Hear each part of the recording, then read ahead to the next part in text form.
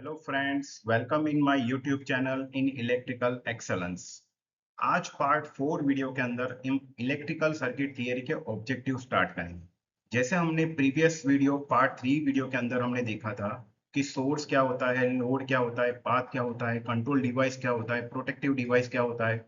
Source यानी जितने भी हमारे इलेक्ट्रिकल सोर्सेज है, जनरेटर, बैटरी, सोलर पैनल, ये सारे इलेक्ट्रिकल सोर्सेज इलेक्ट्रिसिटी को जनरेट करता है और इलेक्ट्रिक करंट को सर्किट के अंदर सप्लाई करता है। फिर हमने लोड के बारे में बताया था कि हमारे घर में जितने भी इलेक्ट्रिकल अप्लायंसेस है वो सारे लोड है। कॉमर्शियल सेक्टर में जितने भी हमारे लाइटिंग लोड है, पावर लोड है, ये सारे लोड इलेक्ट्रिसिटी को कंज्यूम करता है। इंडस्ट्री में भी इलेक्ट्रिक मोटर्स यूज होता है, तो ये सारे लोड इलेक्ट्रिसिटी को कंज्यूम करता है। फिर हमने पाथ के बारे में बताया था कि जितने भी हमारे जनरेटिंग स्टेशन है, जैसे थर्मल है, हाइड्रो है, न्यूक्लियर है, जहाँ पे इलेक्ट्रिसिटी जनरेटर से जनरेट होती है, वो वायर, केबल और कंडक्टर के थ्रू जनरेटिंग स्टेशन से लेके लोड तक पावर को ट्रांसमिट और डिस्ट्रीब्यूट करते हैं। फिर हमने बताया था कि कंट्रोल डिवाइस, जैसे हम स्विच, एमसीबी और आइसोलेटर यूज करते हैं। कंट्रोल डिवाइस क्या करता है कि सर्किट में करंट को कंट्रोल करता है। जब भी स्विच को ऑन करते हो तो हमारा अप्लायंसेस या मशीन ऑन होता है। जब भी स्विच ऑफ करते हो तो हमारा अप्लायंसेस या मशीन ऑफ होता है। फिर हमने प्रोटेक्टिव डिवाइस के बारे में बात की थी। प्रोटेक्टिव डिवाइस क्या होता है, जैसे हमारे एमसीबी है, फ्यूज है, रिले है, ये सारे प्रोटेक्टिव डिवाइस है। जब भी कोई इलेक्ट्रिकल में एबनॉर्मल कंडीशन होती है या फॉल्ट अकर्स होता है, जैसे ओवरलोड या शॉर्ट सर्किट होता है, तब ये एमसीबी और फ्यूज ऑपरेट होता है और हमारे इलेक्ट्रिकल अप्लायंसेस को प्रोटेक्ट करता है। फिर हमने आरसीसीबी और ईएलसीबी के बारे में बताया था। जब भी किसी बॉडी या मशीन की बॉडी के ऊपर से करंट फ्लो होता है या अप्लायंसेस की बॉडी के ऊपर से करंट फ्लो होता है, तब ईएलसीबी या आरसीसीबी ट्रिप हो जाता है और हमारे इलेक्ट्रिकल अप्लायंसेस को प्रोटेक्ट करता है, ह्यूमन को इलेक्ट्रिक शॉक से बचाता है। फिर हमने बात की थी एक्टिव एलिमेंट और पैसिव एलिमेंट्स क्या होता है। जितने भी हमारे इलेक्ट्रिकल सोर्सेस है, जैसे जनरेटर है, बैटरी है, सोलर पैनल है, ये सारे हमारे एक्टिव एलिमेंट्स हैं जो इलेक्ट्रिसिटी को जनरेट करते हैं। पैसिव एलिमेंट्स कौन से हैं, जितने हमारे इलेक्ट्रिकल अप्लायंसेस है, मशीन्स है, ये सारे पैसिव एलिमेंट्स है। रेजिस्टर, इंडक्टर, कैपेसिटर, ये सारे पैसिव एलिमेंट्स है जो इलेक्ट्रिसिटी को जनरेट नहीं करता पर इलेक्ट्रिसिटी को कंज्यूम करता है। फिर हमने यूनिलेटरल और बायलेटरल एलिमेंट के बारे में बताया था। जैसे हमने डीसी सप्लाई और एसी सप्लाई के बारे में बताया था कि डीसी सप्लाई की कैरेक्टरिस्टिक्स उस तरह की है जिसमें करंट एक ही दिशा में फ्लो होता है, एक ही डायरेक्शन में फ्लो होता है। तो डीसी सप्लाई एक तरह का हमारा यूनिलेटरल डिवाइस है, यूनिलेटरल सप्लाई है। और एसी सप्लाई के अंदर करंट बोथ डायरेक्शन में फ्लो होता है, तो उस वजह से वो बाइलेटरल सप्लाई है।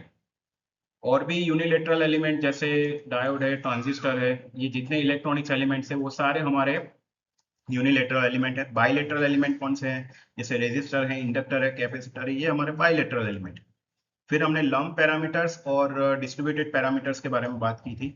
किसी भी इलेक्ट्रिकल सर्किट के अंदर हम अगर हम पैसिव एलिमेंट जैसे रेजिस्टर, इंडक्टर और कैपेसिटर को कनेक्ट करते हैं एक्सटर्नली, तो उसको हम लंप पैरामीटर्स बोलते हैं। और डिस्ट्रीब्यूटेड पैरामीटर्स क्या होता है, जितने भी हमारे ट्रांसमिशन लाइन है, डिस्ट्रीब्यूशन लाइन है, जिसके अंदर ऑलरेडी इंडक्टर, रेजिस्टर और कैपेसिटर अवेलेबल होता है, तो उसको हम डिस्ट्रीब्यूटेड पैरामीटर्स बोलते हैं। तो ये सारे कंटेंट्स हमने पिछले वीडियो पार्ट 3 के अंदर कवर किए थे। आज के वीडियो के अंदर पार्ट 4 वीडियो के अंदर कवर करेंगे। जैसे सबसे पहले क्वेश्चन है difference between linear circuit and non linear circuit. फिर हम बात करेंगे ब्रांच, नोड, जंक्शन, लूप और मैश क्या होता है। फिर हम बात करेंगे ओपन सर्किट, क्लोज सर्किट और शॉर्ट सर्किट। सबसे पहले हम बात करते हैं कि लीनियर सर्किट और नॉन लीनियर सर्किट के बीच डिफरेंस क्या है।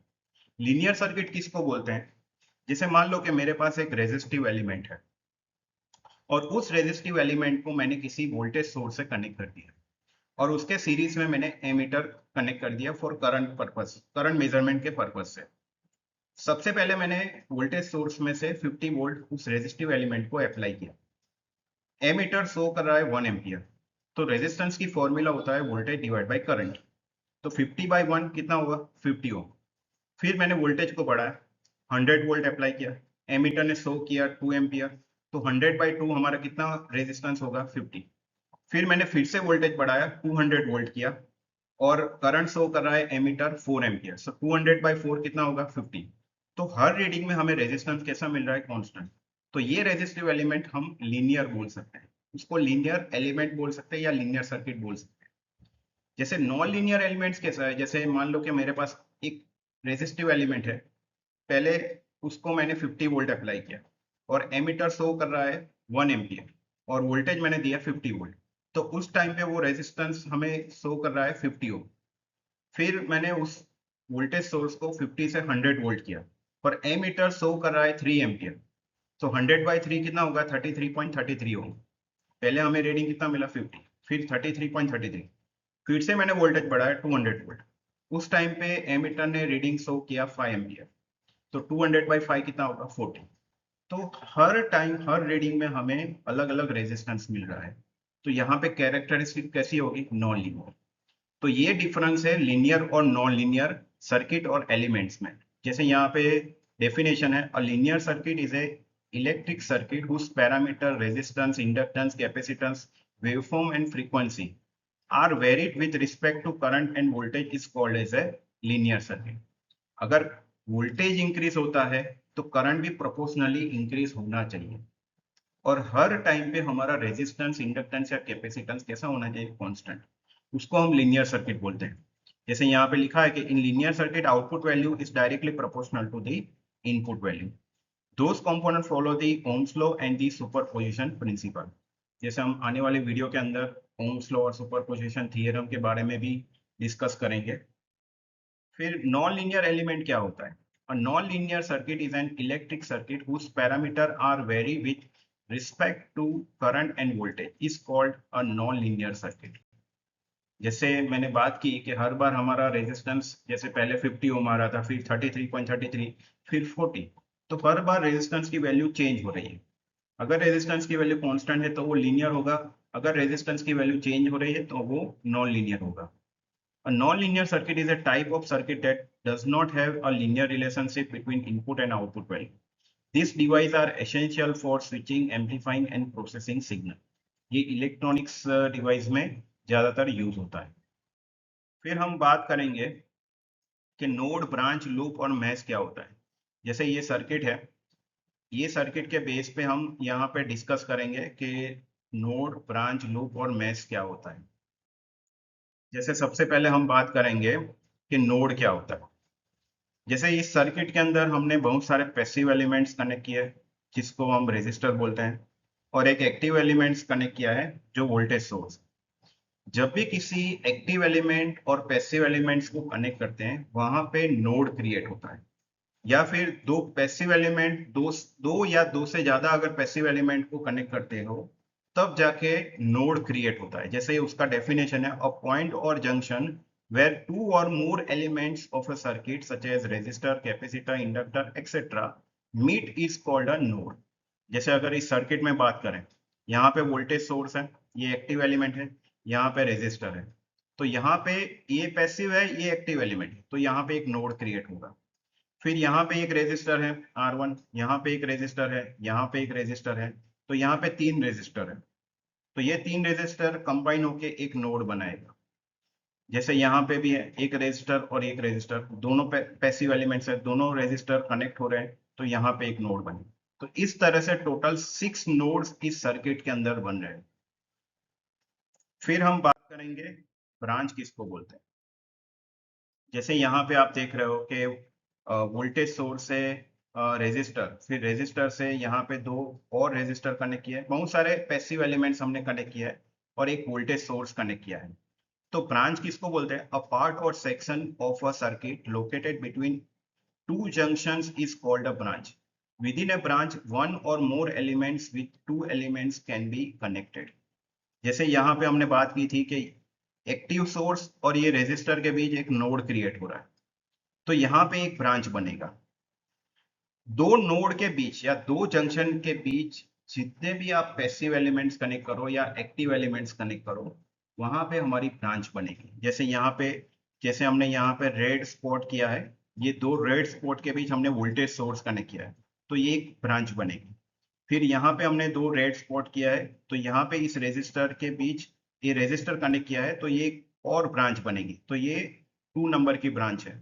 फिर इस रजिस्टर के बीच हमने यहाँ पे रेड स्पॉट किया है, तो ये नंबर हमारा 3 नंबर की ब्रांच।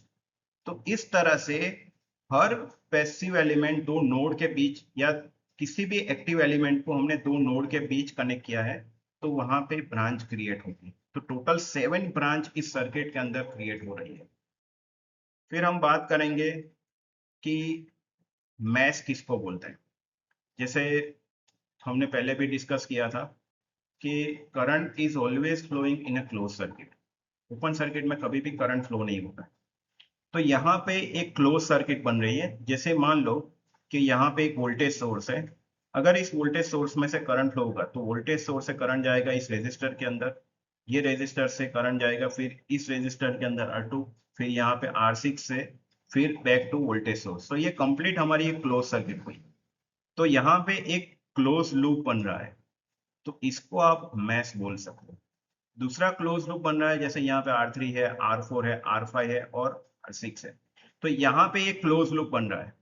तो यहाँ पे इस सर्किट के अंदर दो मैश क्रिएट हो रहे हैं। जैसे यहाँ पे लिखा है कि मैश 1 और ये है हमारा मैश 2। और मैश की फॉर्मूला है a close loop that doesn't contain any other loops within it is referred to as a mesh. Mesh और लूप के बीच डिफरेंस होता है कि मैश के अंदर कभी सिर्फ एक ही क्लोज लूप होती है, दूसरी क्लोज लूप इंक्लूड नहीं होती, जबकि लूप के अंदर आप एक से ज्यादा लूप ऐड कर सकते हो। ये डिफरेंस है मैश और लूप के बीच। मैश के अंदर सिर्फ एक ही लूप होता है। जैसे यहाँ पे ये एक सर्किट है, जैसे मैश 1 लिखा है, वोल्टेज सोर्स है इस रेजिस्टर R1 के अंदर, R2 फिर R6, तो ये एक हमारा मैश हुआ। फिर दूसरा मैश है ये R3, R4, R5 and R2, तो ये हमारा सेकंड मैश। तो यहाँ पे देख रहे हो कि इस क्लोज लूप के अंदर और कोई भी क्लोज लूप इंक्लूड नहीं होता, तो ये हम मैश बोल सकते हैं। यहाँ पे भी सेम है, यहाँ पे और भी कोई क्लोज लूप ऐड नहीं हो रहा है, तो ये हमारा मैश 2 है। फिर हम बात करेंगे लूप किसको बोलते हैं। A close path within a circuit containing more than two meshes is referred to as a loop. जैसे ये लूप 1 है, लूप 2 है। जैसे हमने प्रीवियस स्लाइड के अंदर देखा कि ये जो क्लोज लूप है, क्लोज सर्किट है, वोल्टेज सोर्स है, रेजिस्टर R1, R2 और R6, तो ये हमारे क्लोज लूप हुआ। और इसी को मैश भी बोल सकते हैं, इसी को भी लूप बोल सकते हैं। यहाँ पे R3 है, R4 है, R5 है, R2, ये एक क्लोज लूप है, तो इसको भी हम लूप भी बोल सकते हैं और मैश भी बोल सकते हैं। पर ये जो रेड वाला क्लोज लूप है, यहाँ पे ये डिफरेंस हमें लूप और मैश के बीच बाइफरगेट करता है। यहाँ पे करंट कैसे फ्लो होगा, वोल्टेज सोर्स है, रेजिस्टर R1 फिर R3, R4, R5, R6 और बैक टू वोल्टेज सोर्स। यहाँ पे एक से ज्यादा क्लोज लूप ऐड हो रहे हैं, तो उसको हम लूप बोल सकते हैं, मैश नहीं बोल सकते। क्योंकि इस सर्किट के अंदर जैसे वोल्टेज से वोल्टेज सोर्स है R1 फिर R3, R4, R5, R6 और बैक टू वोल्टेज सोर्स, तो यहाँ पे एक से ज्यादा क्लोज लूप ऐड हो रहे हैं, तो इसको हम लूप बोल सकते हैं, मैश नहीं बोल सकते। अगर I1 और I2 जो हमारे ये एक क्लोज सर्किट या क्लोज लूप है, तो उसको हम मैश भी बोल सकते हैं और लूप भी बोल सकते हैं। जैसे वोल्टेज सोर्स है R1 है, आर R2 है, R6 back to voltage source, तो ये मैश और लूप हो सकता है। सिमिलरली यहाँ पे R3, R4, R5 और R2, तो ये लूप भी है और मैश भी है। फिर हम बात करेंगे कि टोटली इस सर्किट के अंदर कितने नोड्स है, ब्रांच है, लूप है और मैश है। तो हमें टोटल कितने नोड्स मिले। नोड्स किसी भी एक्टिव और पैसिव एलिमेंट्स के बीच कनेक्ट करते हो तो उसको नोड बोलते हैं। जैसे यहाँ पे वोल्टेज सोर्स है और यहाँ पे रेजिस्टर है, तो इस दोनों को कनेक्ट किया तो ये हमारा नोड 1 हुआ। तो ऐसे टोटल 6 नोड्स हैं। फिर ब्रांचेस कितनी है, किसी भी दो नोड के बीच चाहे जितने भी पैसिव एलिमेंट्स कनेक्ट करो या एक्टिव एलिमेंट्स कनेक्ट करो, वो एक ब्रांच क्रिएट करेगा। जैसे यहाँ पे नोड 1 और नोड 2 के भी एक ब्रांच होगी। फिर नोड 1 और नोड 6 के बीच जो वोल्टेज सोर्स कनेक्ट किया है, वहां पे एक ब्रांच क्रिएट होगी। फिर नोड 2 और नोड 3 के बीच एक रेजिस्टिव एलिमेंट कनेक्ट किया है, तो वहां पे एक ब्रांच होगी। सो टोटल ऐसी 7 ब्रांचेस क्रिएट हो रही है। फिर लूप के बारे में बताया, जैसे वोल्टेज सोर्स है R1, R2 और R6, तो ये हमारा एक क्लोज लूप है। फिर दूसरा क्लोज लूप है R3, R4, R5 और R2, तो ये एक लूप है। और तीसरा लूप है वोल्टेज सोर्स है R1, R3, R4, R5, R6 back to voltage source. तो ये हमारा 3 लूप है। और तीसरे लूप के अंदर 2 क्लोज सर्किट मिक्स हो रहे हैं, मैच कंबाइन हो रहे हैं, तो उसको हम मैच नहीं बोल सकते। मैच कितने हैं? 2। तो जैसे यहाँ पे वोल्टेज सोर्स है, R1 है, R2 है, R6 है, बैक टू वोल्टेज। जहां पे भी एक से ज्यादा क्लोज लूप कंबाइन हो रहे हैं उसको लूप बोलेंगे। अगर सिर्फ एक ही क्लोज लूप है उसको मैश बोलेंगे। तो टोटल कितने मैश यहाँ पे? 2। फिर हम बात करेंगे ओपन सर्किट किसको बोलते हैं, क्लोज सर्किट और शॉर्ट सर्किट। किसी भी सर्किट के अंदर, किसी भी, जैसे हमारे घर में जितने भी इलेक्ट्रिकल अप्लायंसेस है वो स्विच, एमसीबी या आइसोलेटर से ऑपरेट होता है। जैसे हमने पहले भी वीडियो में बात किया था, कंट्रोल डिवाइस। कंट्रोल डिवाइस जो करंट को कंट्रोल करता है। जब भी स्विच को ऑन करोगे तो वो डिवाइस ऑन होगा, जब भी स्विच को ऑफ करोगे तो करंट, वो अप्लायंसेस ऑफ हो जाएगा और करंट फ्लो नहीं होगा। तो ओपन सर्किट के अंदर कभी भी करंट फ्लो नहीं होता है। करंट की वैल्यू 0 होती है और उस टाइम पे रेजिस्टेंस की वैल्यू ज्यादा होती है, मैक्सिमम होती है। जैसे यहाँ पे हमने डिफाइन किया है कि a circuit which has no return path for current to flow in it which is not completed is known as an open circuit. इसको क्या बोलेंगे हम? Open circuit. यहाँ पे डिवाइस ऑफ है, करंट बैटरी में से जाएगा लैम्प के अंदर, पर स्विच तो ऑफ कंडीशन में है। स्विच ऑफ कंडीशन है तो करंट यहाँ पे आके स्टॉप हो जाएगा। फिर हम बात करते हैं क्लोज सर्किट की। क्लोज सर्किट किसको बोलते हैं? जैसे यहाँ पे करंट बैटरी से लैम्प के अंदर जाएगा, फिर switch switch back to the battery, तो यहाँ पे सर्किट कंप्लीट हो रहा है और करंट भी अपना पाथ कंप्लीट कर रहा है। तो इसको हम क्लोज सर्किट बोल सकते हैं। जैसे ही स्विच को मैंने ऑन किया तो अप्लायंसेस यहाँ पे ऑन हो गया। तो इस तरह से इस सर्किट को हम क्या बोल सकते हैं? क्लोज। फिर हम शॉर्ट सर्किट की बात करते हैं। शॉर्ट सर्किट इलेक्ट्रिसिटी में सबसे मेजर फॉल्ट जो सिंगल फेज में होता है, 3 फेज, कहीं पे भी जाओ शॉर्ट सर्किट हो सकता है। शॉर्ट सर्किट किसको बोलते हैं? जब भी कोई मेटल बॉडी या कंडक्टिंग बॉडी एक दूसरे के कांटेक्ट में आते हैं तब जाके शॉर्ट सर्किट होता है। और शॉर्ट सर्किट के अंदर करंट मैक्सिमम होता है। शॉर्ट सर्किट से हमारे जितने भी अप्लायंसेस है, मशीन है या डिवाइस को डैमेज कर सकता है। तो एमसीबी एक सबसे अच्छा एग्जाम्पल है, सबसे अच्छा प्रोटेक्टिव डिवाइस है। जब भी किसी लोड के अंदर शॉर्ट सर्किट होता है या किसी भी इलेक्ट्रिकल अप्लायंस या मशीन के अंदर शॉर्ट सर्किट होता है या किसी भी वायरिंग सिस्टम में शॉर्ट सर्किट होता है, तब एमसीबी ऑपरेट होता है और एमसीबी हमारे अप्लायंसेस को प्रोटेक्ट करता है। वो सप्लाई और अप्लायंसेस को एक दूसरे से डिस्कनेक्ट कर देता है। ये सबसे बड़ा एडवांटेज है एमसीबी का, मिनिएचर सर्किट ब्रेकर। तो ये किस तरह से डिफाइन किया? A circuit which has a return path for current to flow in it where the value of resistance equal to 0। जब भी शॉर्ट सर्किट होता है तो रेजिस्टेंस की वैल्यू मिनिमम या 0 हो जाती है और करंट की वैल्यू मैक्सिमम हो जाती है। कैसे? जैसे current is equal to voltage divide by resistance होता है। तो रेजिस्टेंस की वैल्यू अगर 0 रखोगे तो 1 वोल्टेज बाई 0, तो करंट कितना हो जाएगा? इनफाइनाइट, मैक्सिमम बोल सकते हैं। In other words, a circuit where the voltage tends to 0 and current tends to infinite is called a short circuit. एक और कंटेंट है, अर्थ लीकेज किसको बोलते हैं? जैसे मैंने आरसीसीबी और ईएलसीबी के बारे में बताया था। जब भी किसी मशीन या अप्लायंसेस या किसी डिवाइस की बॉडी के ऊपर करंट फ्लो होता है, ये जनरली हमारे मॉनसून सीजन या मॉइस्चर के टाइम पे ज्यादातर होता है। तो जब भी आप टच करते हो किसी भी, जैसे गीजर है, फ्रीज है या स्विच बोर्ड है या किसी मशीन को टच करते हो, तो हमें शॉक लगता है। अगर आप घर में ईएलसीबी या आरसीसीबी इंस्टॉल या कनेक्ट नहीं करते हो तो हमें हैवी शॉक लग सकता है, जिससे हमें अलग अलग तरह का डिसीज हो सकती है। तो बेटर है कि हमारे घर में ईएलसीबी और आरसीसीबी होगा, तो कभी भी गीजर हो, फ्रीज हो, स्विच बोर्ड हो या किसी मशीन को टच करने से हमें शॉक नहीं लगेगा। जैसे ही आपकी बॉडी, जब जब भी आप किसी बॉडी को टच करोगे तुरंत ही ईएलसीबी और आरसीसीबी ट्रिप हो जाएगा और वो सप्लाई को डिस्कनेक्ट करेगा और ह्यूमन को प्रोटेक्ट करेगा एज वेल एज अप्लायंसेस को भी प्रोटेक्ट करेगा। तो ये सारे कंसेप्ट हमने आज के वीडियो में देखे थे। तो आज का वीडियो मैं समराइज कर देता हूँ।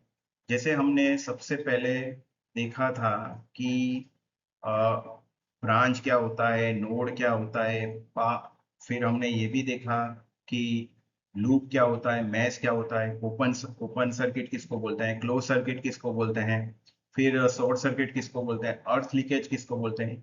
ये सारे कंसेप्ट हमने आज के वीडियो के अंदर कंटेंट कवर किए। ओपन सर्किट किसको बोलते हैं, जब भी स्विच को आप ऑन करते ऑफ करते हो तब अप्लायंसेस ऑफ कंडीशन में होता है, जब भी स्विच को ऑन करते हो तब अप्लायंसेस ऑन होता है, उसको हम क्लोज सर्किट बोलते हैं। फिर शॉर्ट सर्किट किसको बोलते हैं, जब भी दो मेटल या कंडक्टिंग मटेरियल एक दूसरे के कांटेक्ट में आते हैं तो उसको हम शॉर्ट सर्किट बोलते हैं।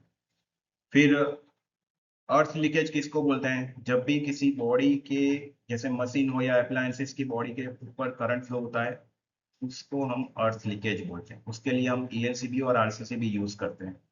फिर हमने ब्रांच, नोड, लूप और मैश के बारे में बताया। जब भी कोई एक्टिव एलिमेंट और पैसिव एलिमेंट्स को कनेक्ट करते हैं उसको हम नोड बोलते हैं, या दो पैसिव एलिमेंट्स को कनेक्ट करते हैं तब भी एक नोड बनता है।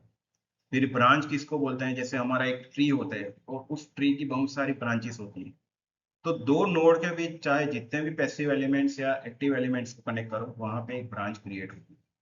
फिर हमने लूप के बारे में बताया, जब भी क्लोज सर्किट क्रिएट होती है तो करंट उस क्लोज सर्किट के अंदर फ्लो होता है, तो उसको हम लूप बोलते हैं। और लूप एक से ज्यादा क्लोज सर्किट या क्लोज लूप को इंक्लूड कर सकता है, जबकि मैश सिर्फ एक ही क्लोज लूप को इंक्लूड कर सकता है। फिर हमने लीनियर और नॉन लीनियर एलिमेंट्स के बारे में बताया। जब भी वोल्टेज और करंट प्रोपोर्शनली इंक्रीज होते हैं और रेजिस्टेंस की वैल्यू या कोई भी एलिमेंट्स की वैल्यू कांस्टेंट रहती है, उसको हम लीनियर एलिमेंट्स बोलते हैं या लीनियर सर्किट बोलते हैं। और नॉन लीनियर एलिमेंट्स किसको बोलते हैं, जब भी अगर वोल्टेज मान लो कांस्टेंट है और करंट इंक्रीज हो रहा है तो रेजिस्टेंस की वैल्यू या किसी भी एलिमेंट्स की वैल्यू वेरिएशंस ज्यादा मिलेगा, तो उसको हम नॉन लीनियर एलिमेंट्स। तो ये सारे कंटेंट्स हमने आज के वीडियो में कवर किए। ऐसे ही अच्छे अच्छे वीडियो देखने के लिए मेरी चैनल को सब्सक्राइब कीजिए, वीडियो को स्किप मत कीजिए, क्योंकि किसी भी वीडियो को आप स्किप करोगे तो नेक्स्ट वीडियो में आप उस कंटेंट्स को अच्छे से समझ नहीं पाओगे। तो मेरे वीडियो को ज़्यादा से ज़्यादा शेयर कीजिए और लाइक कीजिए। Thank you.